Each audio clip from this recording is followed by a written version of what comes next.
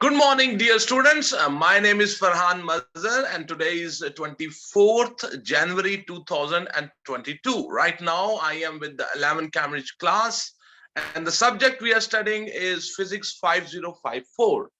Today, we have set our heart to solve a theory paper. We call it paper 2. And today, we have selected October, November 2021 2 paper. This theory paper belongs from the zone 2. In this video, in this session, in this class, today we are going to attempt the section A of this paper. The section A comprises from question number 1 to question number 6.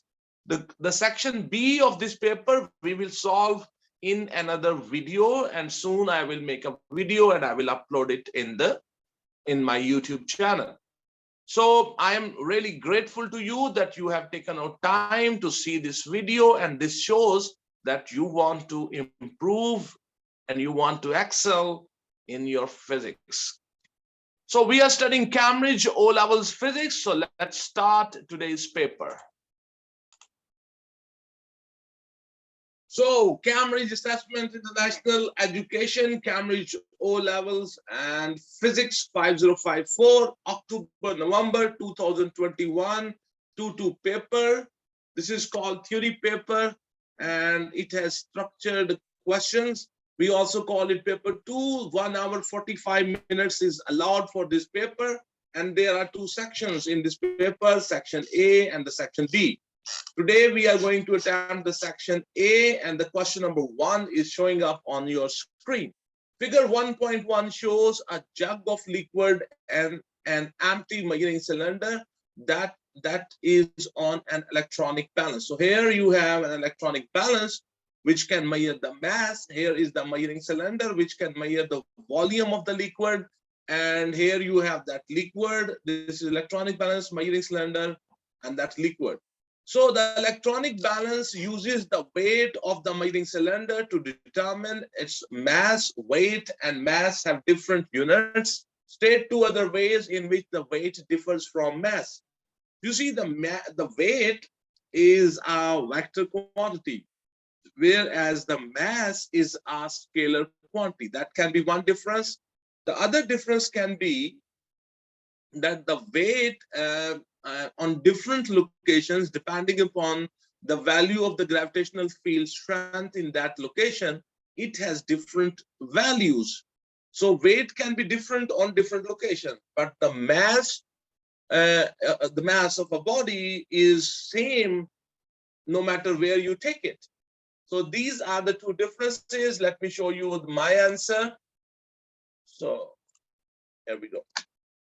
Weight is a vector while mass is scalar. Weight is different at different locations while mass remains constant on all locations.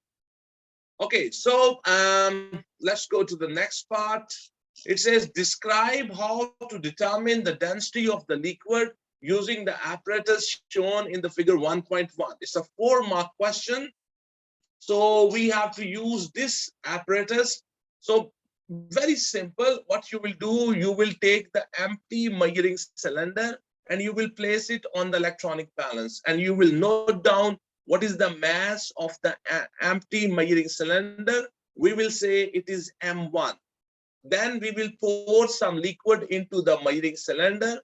We will note down what is its volume, and that will be V, volume of the liquid. Then we will put that measuring cylinder, which is filled with the liquid, on the electronic balance, and we will note down how much is the mass. We will call it M2.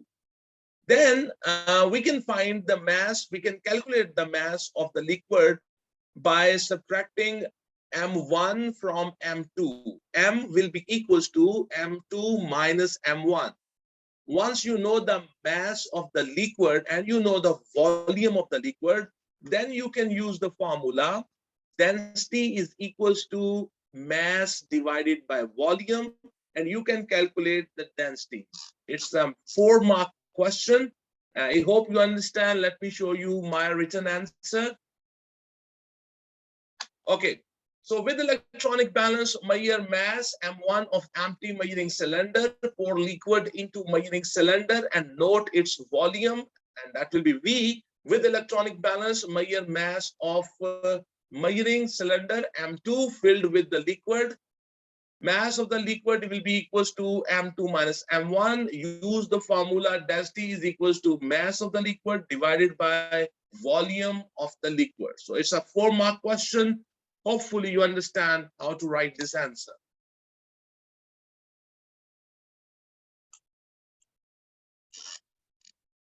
Question number 1, it's C part. The density of the liquid is 780 kg per meter cube. Determine the volume of 0.65 kg of the liquid. You see here the density of the liquid is given, the volume of the, the mass of the liquid is given, and we have to calculate what is the volume of the liquid. We will use the formula of the density, and you know density is equals to mass divided by volume. So volume will be mass divided by density. Just use this formula, put the values, and you will get the volume. So very simple question. Let me show you. I have done this. Okay, so the density is 780 kg per meter cube. The mass is 0.65 kg. Volume is question, and density is mass divided by volume. Volume is equals to mass divided by density. So volume will be equal to 0.65 kg divided by 780 kg per meter cube. And the calculator will tell you 8.33 expo minus 4 meter cube. So this is how you do this numerical. So we are done with the question number. The question number 1 is completed. So before starting the question number 2, let's go and have a look at the marking scheme. So the marking scheme is coming up on your screen. So here we go. The marking scheme is showing up on your screen. You can pause the video. I can check the values of my numerical values. So my dear students, pause the video and read this marking scheme of the question number 1 very carefully. And it's a very, very important habit. This is one of those habits which will polish your answering skills in physics. I have already checked my answers with this marking scheme. So let's go to the question number 2. Force is a vector quantity. State what is meant by a vector. You see, vectors are those physical quantities which can be completely described by magnitude and direction. If you do not provide the direction, the quantity cannot be described completely. So vectors have magnitude and direction. So let me show you the written answer which I have written. Okay, those physical quantities which have magnitude and direction both, they are known as vector quantities. Okay, so let's go to the second part. It says, a swimmer reaches the end wall of a swimming pool and turns around under the water. Figure 2.1 shows the swimmer immediately after turning around. So this is the end wall. This is the swimmer. The swimmer pushes against the end wall of the pool with his legs. Explain in terms of Newton's third law why the swimmer accelerates away from the end wall. It's a 3-mark question. So my idea is that with his legs, he pushed this wall. He applied force on the wall, and the end wall will apply force on the swimmer. So the swimmer will experience, so the action is by the swimmer, the reaction is by the wall, and the reaction force is acting on the body of the swimmer. So there will be a force towards the left. So, and there will be also some, the drag of the water resistance that will be towards the right side, towards the left side, but the reaction force is towards the right side. So because the reaction force is will be more than the drag, so there will be a resultant force towards the right side, so the swimmer will accelerate.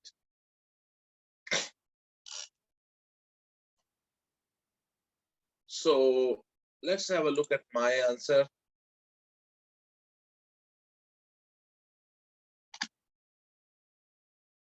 Swimmer applies force on end wall and end wall applies equal and opposite force on the swimmer.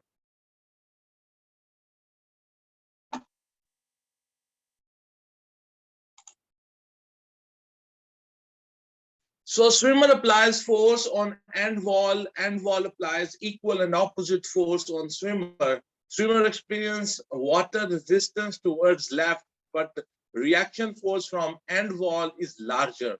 So there is resultant force towards right, so swimmer will accelerate towards right side. So I think that you understand this. So let's go to the next part.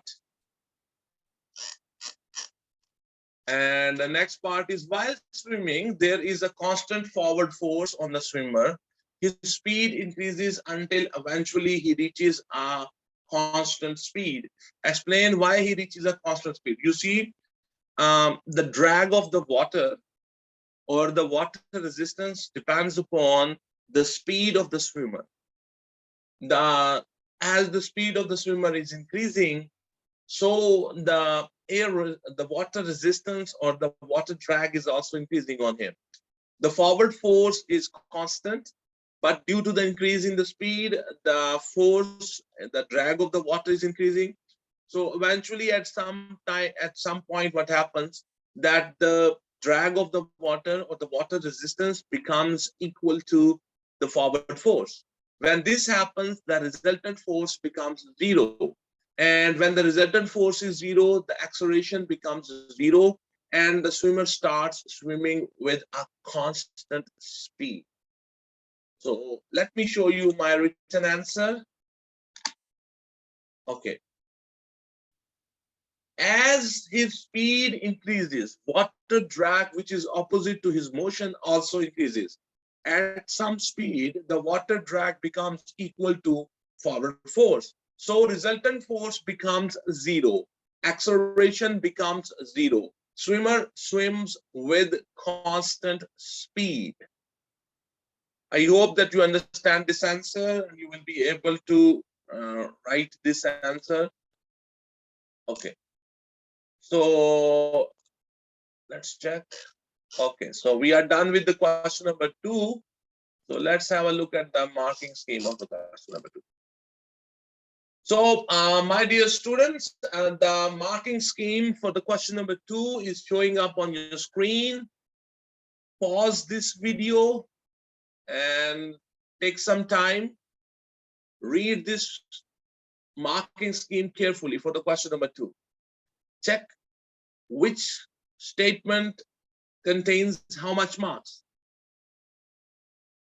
It is very important to check your answers.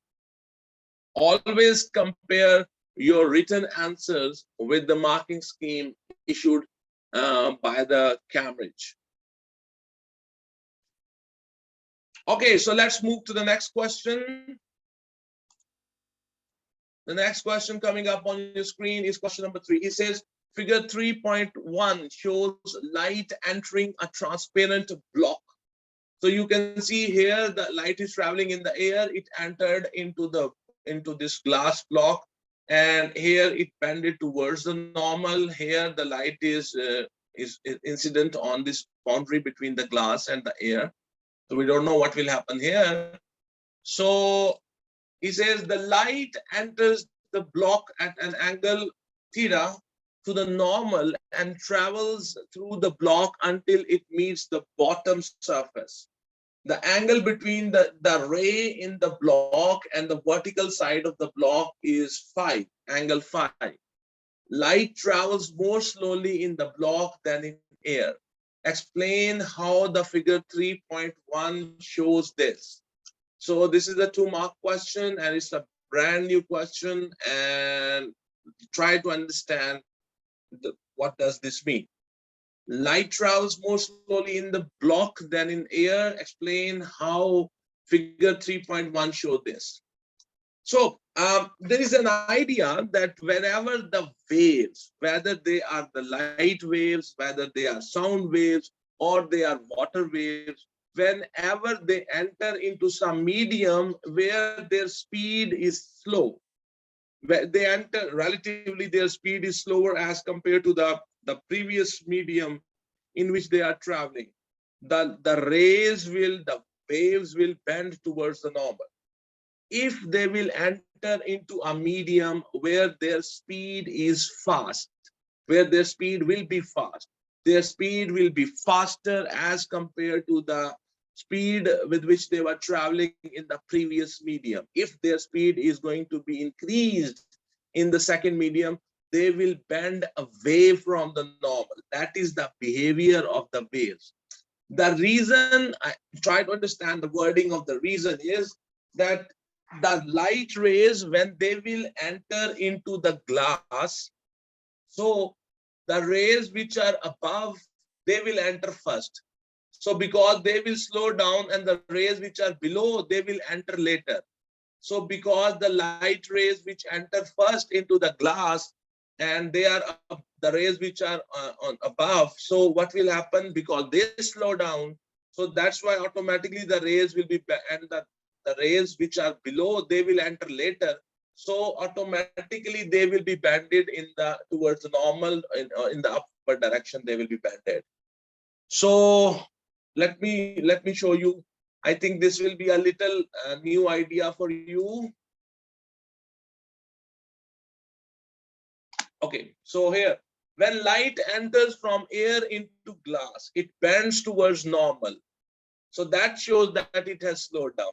Upper portion of the light rays enter glass first and light bended upward, which means the upper portion has slowed down, because the upper portion entered first into the glass and the light has bended upward towards the normal.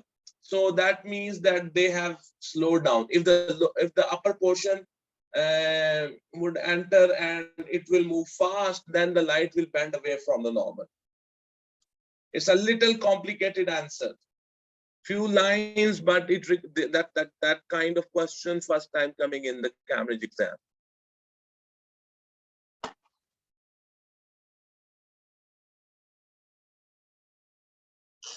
It's a 2-mark question. Second part, state what happens to the wavelength of light and what happens to the frequency of the light as it enters the block. You see, wavelength, because the light enter into the glass block, the speed of the light decreases. So whatever happens to the speed, same thing will happen with the wavelength. So the speed, if the speed has decreased in the glass block, the wavelength of the light will also decrease. And remember that nothing will happen to the frequency. The frequency will remain unchanged. The wavelength will decrease and the frequency will increase. You only have to state. You don't have to explain. Okay, so question number 3B part. He says the refractive index of the transparent material is 1.6. Angle theta is 45. Determine the angle phi. It's a 3 marks numerical. Angle theta is 45. So this angle theta is 45. We have to tell how much is this angle phi, and the refractive index of the glass block is 1.6. Remember one thing, pay attention, try to understand. This angle phi is not the angle of refraction. The angle of refraction will be 90 minus phi. This angle is the angle between the surface of the glass and the refracted ray. So this is not the angle of refraction. The angle of refraction is here. Here, this is the angle of refraction between the normal and the refracted ray. And that will be 90 minus phi, because this whole angle is 90. So you know, a very famous formula for the refractive index, n is equals to sine I by sine r. N is equals to sine I by sine r. The angle which is in the rare medium is always in the numerator in that formula. Okay, so 3 marks numerical. Let me show you how I have done this.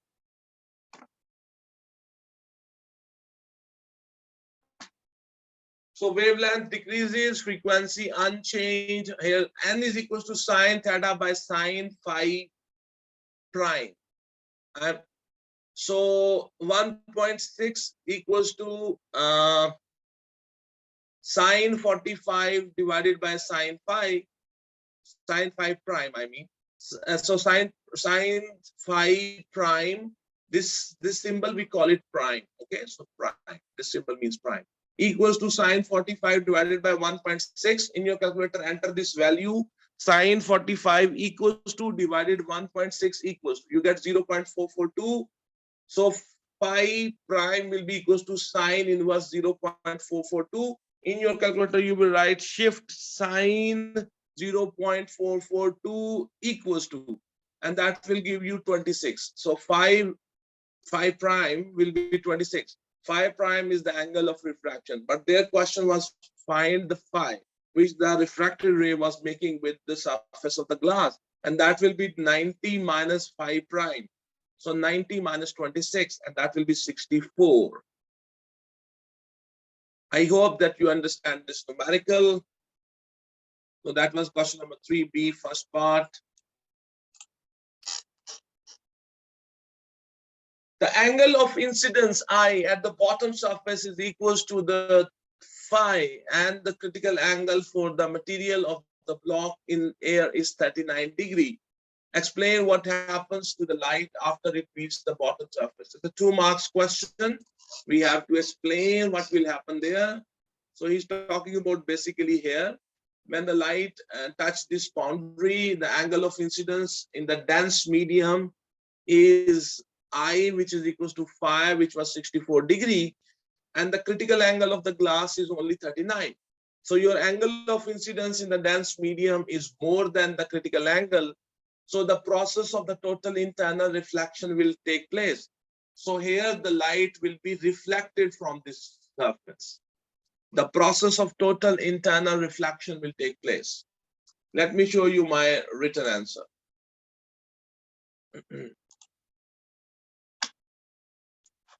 Light is traveling in dense medium. At boundary of dense medium and rare medium, angle of incidence is 64 degrees is greater than the critical angle 39 degree. Total internal reflection of the light take place. Light will be reflected. Hopefully you understand. So we are done with the question number 3. That was a 9. Yeah, 9 marks question. So before we start question number 4, let's have a look at the marking scheme of the question number 3. So my dear students, the marking scheme for the question number 3 is showing up on your screen. Pause the video and take your time, read the marking scheme of the question number 3 carefully. Check my answers, your teacher's answers, your class fellows' answers. Compare the answers with the marking scheme. It is a very, very important thing to do. Okay, so let's go to the question number 4. Question number 4 is on your screen. A washing machine is working normally with both the water heater and the motor switched on. The washing machine is connected to the mains supply by a cable. The current in the live wire in the cable is 13 ampere. State the size of the current in the neutral wire in the cable. So you see the amount of current which is coming in the live wire, the same amount of current is traveling in the neutral wire. The amount of current which is coming from the main supply through the live wire, the same amount of the current goes back to the main supply through the neutral wire. So in the neutral wire, the amount of current will be 13 ampere. The earth wire in the cable. So because the live wire is properly connected, the casing has not been connected electrically with the live wire. So there is no current in the casing of the washing machine. So there will be no current in the earth wire. So the current in the earth wire will be 0. The insulation on the mains cable is now damaged, and as the washing machine vibrates, the live wire touches the metal casing.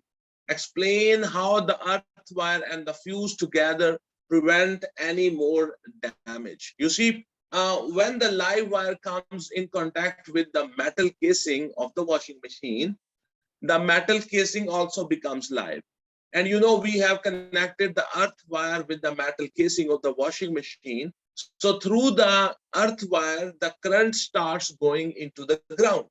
So the current which is coming from the main supply, that will increase. So when the current coming from the main supply will become larger or more than usual, the fuse which you have connected in the live wire, it will become hot and eventually it will blow. It will melt, it will blow. And when it will blow, you see it will cut off the supply of the live current to the washing machine. And the washing machine will be isolated from the live current. So it's a 3-mark question. Let me show you my answers. Okay, current in the neutral wire will be 13 ampere. Current in the earth wire will be 0 ampere. When metal casing becomes live, current through earth wire starts going to ground. So the current also starts going into the earth wire, and through the earth wire it goes to the ground. Current coming from the main supply increases because now the current is going to the washing machine, plus the current is going through the earth wire into the ground. So the current coming from the main supply increases due to surge of current. Fuse in the live wire becomes hot and eventually blows and cut off the supply of the live current to the washing machine. Question number 4B, first part, and let's go to the next part. He says, explain why it is the live wire into which the fuse is connected. You see the switches, the fuse, the breakers, they are always connected in the live wire. We connect particularly fuse in the live wire. The reason is when the fuse will blow or the fuse will be melted, it will isolate, it will cut the supply of the live current, high voltage current to your washing machine. So when it will blow, it will cut off the supply of the current, or you can say it will isolate the washing machine from the live current. So then it will be safe to touch the washing machine, and the mechanic can come and he can touch the machine, he can open the machine, and he can remove whatever the fault is. It becomes safe to handle, safe to touch. So, my dear students, I think we are done with this one. Question number 4 is also done. Next one is question number 5. So let me show you my answer, and then so that when the fuse blows, washing machine is isolated from the live current. There will be no high voltage current in the casing and the washing machine, and then it will be safe to rectify whatever or to correct whatever is wrong with the washing machine. So that was question number 4 and B and the second part. And by this, we are done with the question number 4. So let's have a look at the marking scheme. So my dear students, the marking scheme for the question number 4 is showing up on your screen. Pause the video, take your time, read it carefully. I have already checked my answers with the marking scheme, but it is always very important to check the answers of your teachers, like for the answers which I give to you, or you find the answers in any book. It is always very important to confirm the answers, compare the answers with the marking scheme. So let's go to the next question.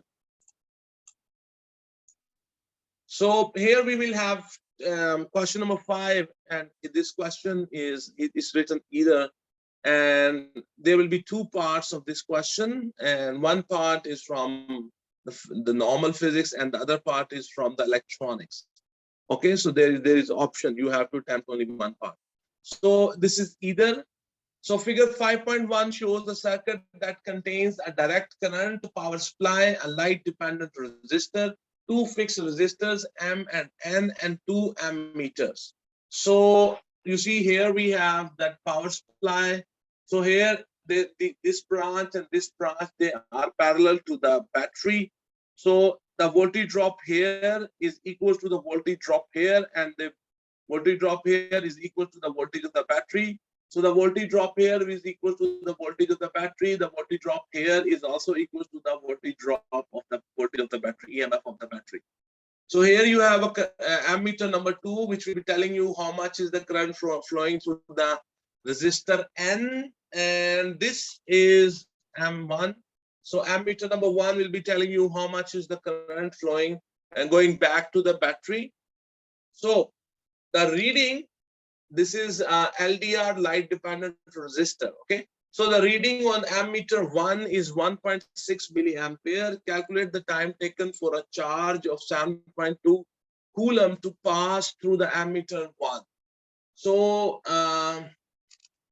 it's a 2 marks numerical. I know the amount of current, I know the amount of charge, how much time it will take to flow this charge through the ammeter number 1. It's very simple.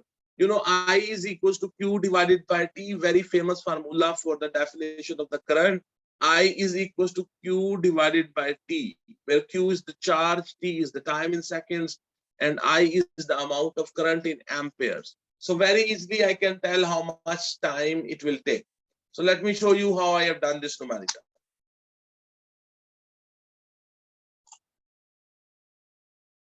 So I is 1.6 milliamperes, which means 1.6 expo minus 3 ampere. Milli means 10 raised to the power minus 3. The charge is Q 7.2 coulombs. So time is question. You know the famous formula, I is equals to Q divided by T, and I is Q divided by, so T is equals to Q divided by I. So 7.2 divided by 1.6 expo minus 3 equals to, and that will be 4500 seconds. So 4500 seconds. So the charge will take 4500 seconds to pass through the ammeter.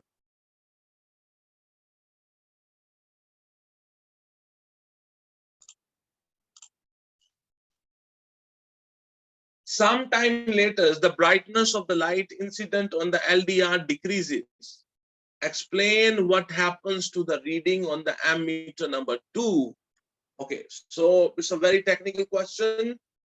The brightness of the light incident on the LDR decreases. You see what will happen when the light falling on this LDR, light dependent resistor, will decrease, the brightness will decrease. So what will happen? The resistance of this LDR will increase. Okay, but they have asked you the question about the ammeter number 2. You see what its resistance decreases, increases, whatever happens to this. The important thing is the voltage drop on this branch is still equals to the EMF of the cell. It has not changed. Whether its resistance is low, its resistance is high, because it is connected to the parallel to the battery. So the voltage drop here remains the same as in the previous condition or in this latest condition. This, its resistance is still the same. Its resistance is fixed. It's not changing. So the reading on the ammeter, you know, I is equals to V divided by R. The voltage drop here has not changed. It's equal to the EMF of the battery. The resistance of this resistor N has not changed. So the V and R values has not changed. According to the Ohm's law, V equals to IR and I is equals to V divided by R. So because the V value has not changed, because the R value has not changed, so the current flowing through this branch will not change. It will remain the same. So that's a 1 mark question. He says, explain what happens to the reading on the ammeter 2. I hope I have explained you. Okay, so let me show you my written answer. When light incident on the LDR decreases, means its brightness decreases, its resistance will increase. Voltage drop across the resistor N and the resistance of the resistor N do not change. So the current through the ammeter 2 will not change. This is my written answer.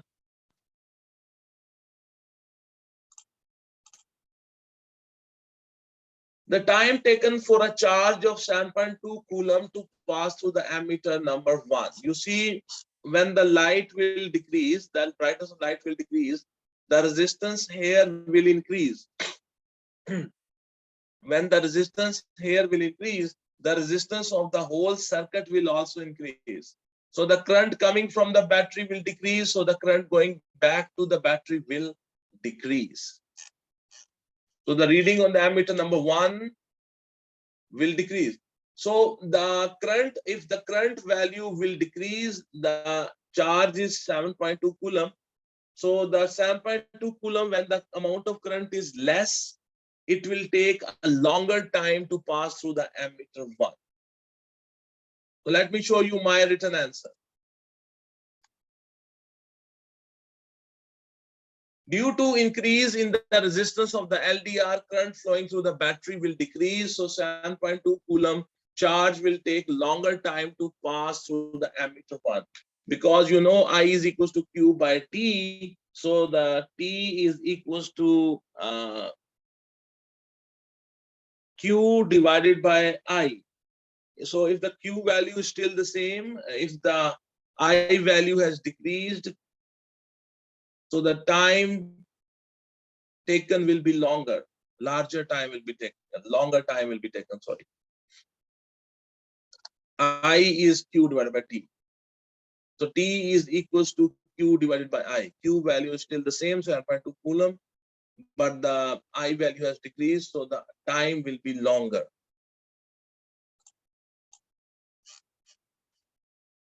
Okay, now we are going to the pure or part of the question number 5, which is coming from the electronics.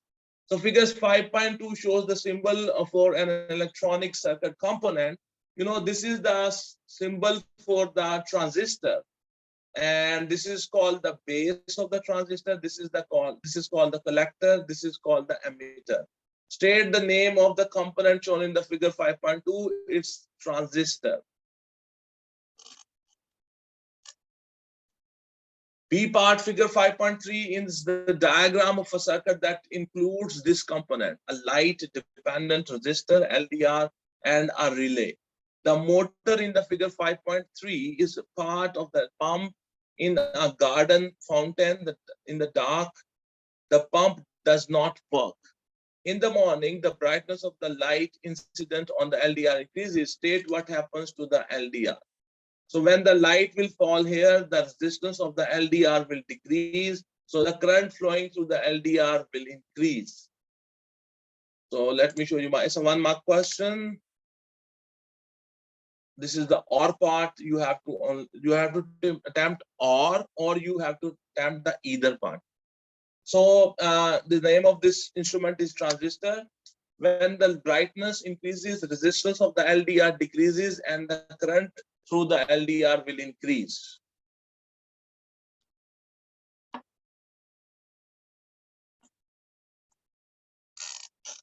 Explain why the motor switches on. Remember, this is a 3 mark question. Why the motor will switch on? So try to understand. So when the light falls on the LDR, the resistance of the LDR decreases. So current flowing through this LDR will increase. So this is providing current to the base of the transistor. So when small amount of current or a certain amount of current is introduced into the base of the transistor, the current from the collector to emitter also starts flowing. So when this happens, this coil, this relay will be magnetized, and it will, here we have a coil, so it will become magnet. So it will attract this toggle towards the left. So when this toggle will move to the left, the switch will be here, this gap will be completed, the switch here will be closed, and the current will start flowing from the main supply through the motor, and the motor will be switched on. I hope you understand how this works. This is a 3 mark question.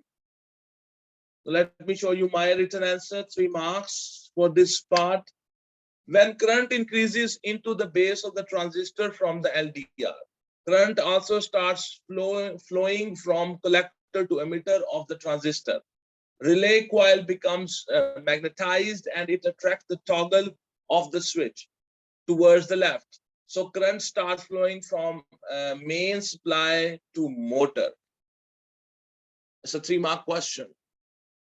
So that was question number 5, B or part. Okay, so we are done with the question number 5. So let's have a look at the marking scheme. Okay, so my dear students, the marking scheme for the question number 5 is showing up on your screen. You can pause the video, take your time, read this marking carefully, check my answers, your teacher's answers, and if you have a red spot, check its answers, compare them with the marking scheme. This is the ultimate practice which you do and which polish your answering skills for the Cambridge exam.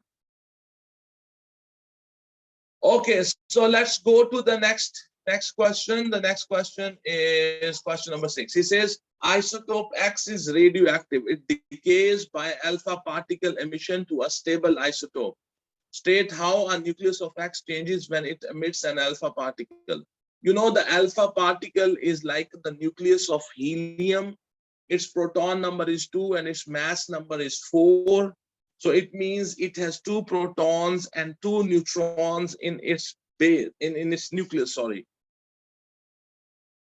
So when the nucleus isotope X emits alpha particles, the proton number of the X will decrease by 2. The neutron number of the X will decrease by 2. And the nucleon number or the mass number will decrease by 4. So these are the changes which will happen there. So let me show you my written answer. So proton number decreases by 2, neutron number decreases by 2, nucleon number decreases by 4. Alpha particle is like the nucleus of helium. It has 2 protons and 2 neutrons. Its proton number is 2 and its mass number is 4.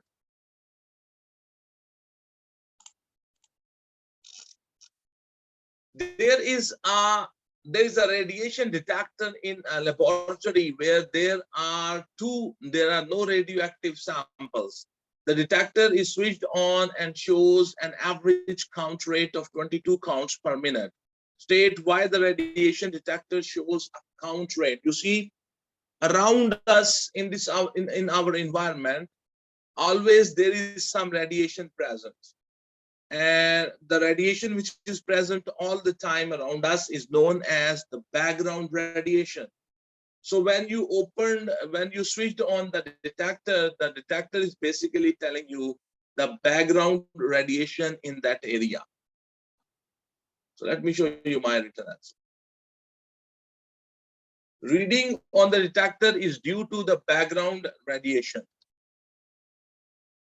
The reading on the detector is due to the background radiation.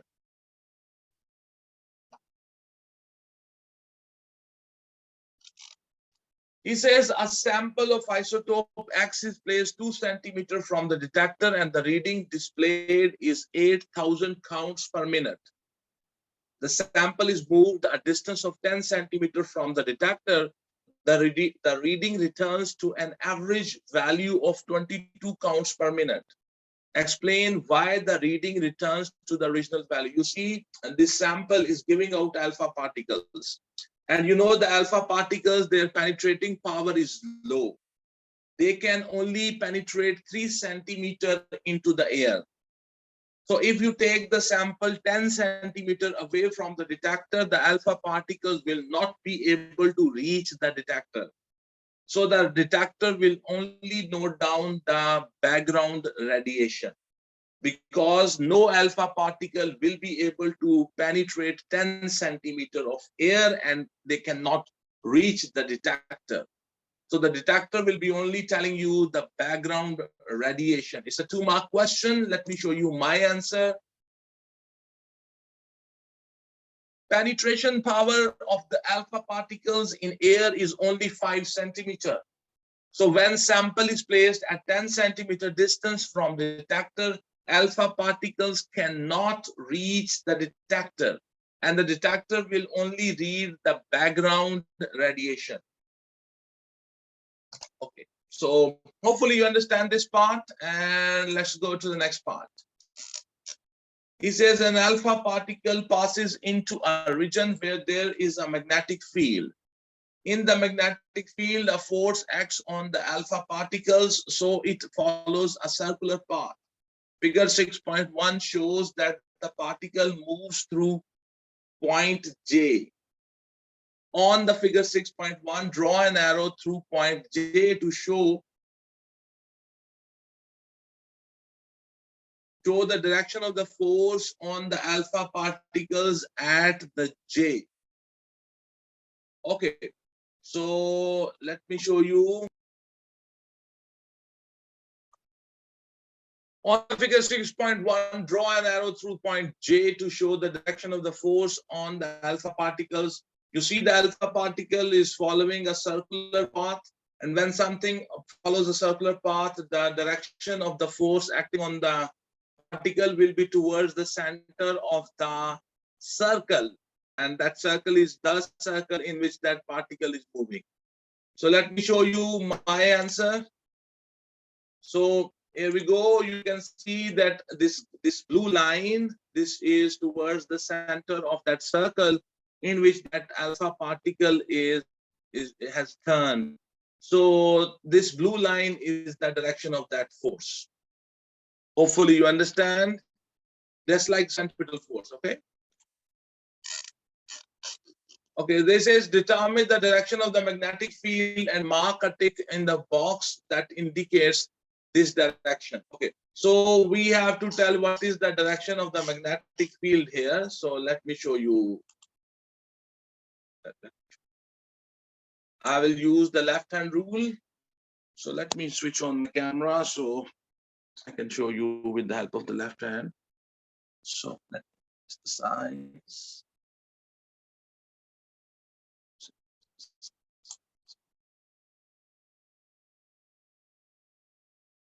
So there we go.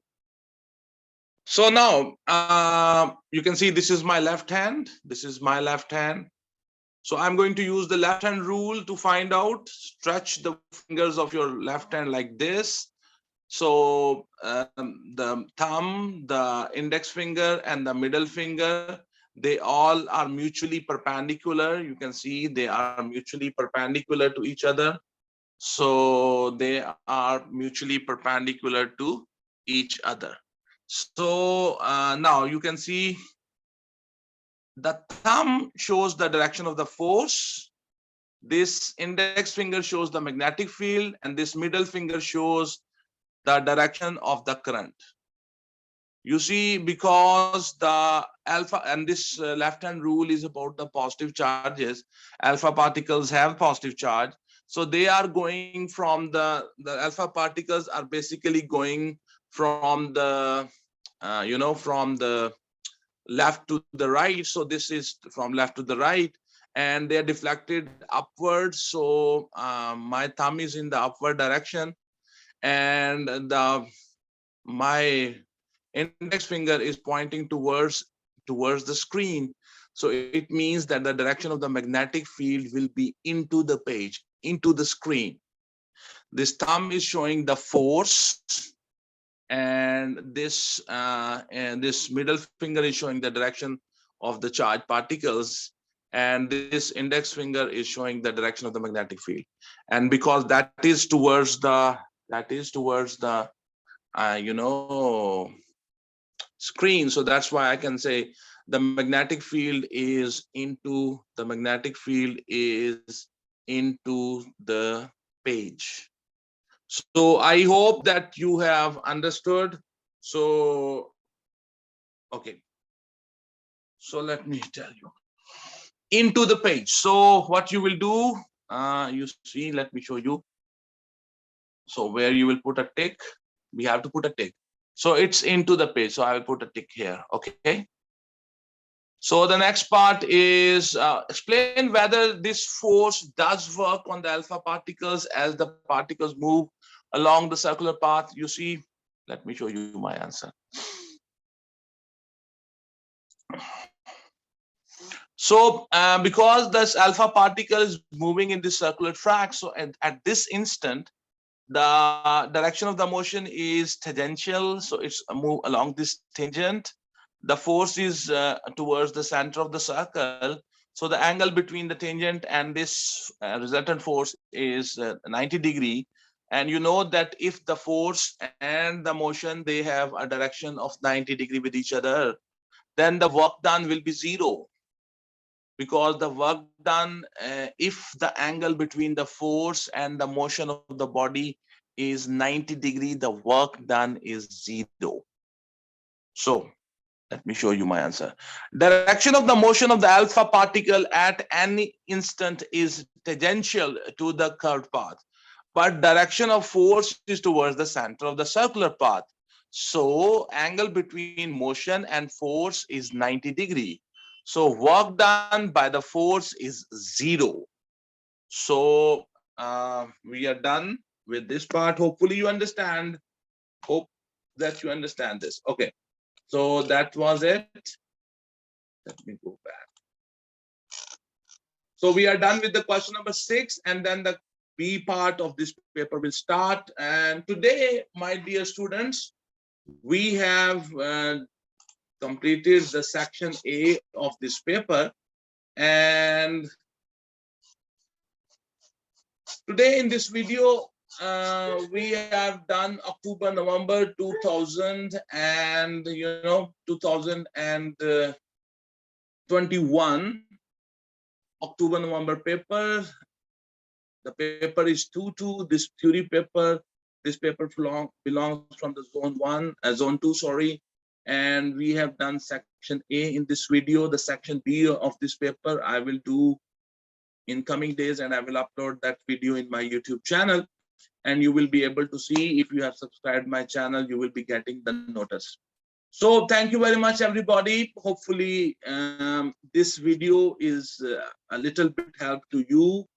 I pray, and I also believe that this video will improve your answering skills. And my purpose is that you don't have to go anywhere.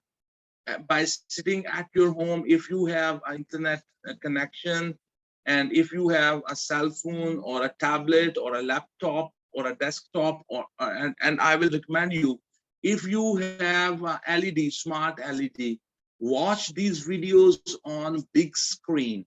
If you watch these videos on big screen, then their effect on you will be remarkable. So I pray that this video can help you, it can help your friends, and they all can benefit from it. If you think that this video is helpful to you, and you can share the link of this video onto your Facebook accounts, onto your Instagram accounts, and onto your Twitter accounts. You see, when you like my video, when you subscribe my channel, this gives me energy, and I am able to continue this work. So thank you very much, everybody. It's a great blessing for me to be helpful to you. Thank you very much. Have a good day. God bless you all.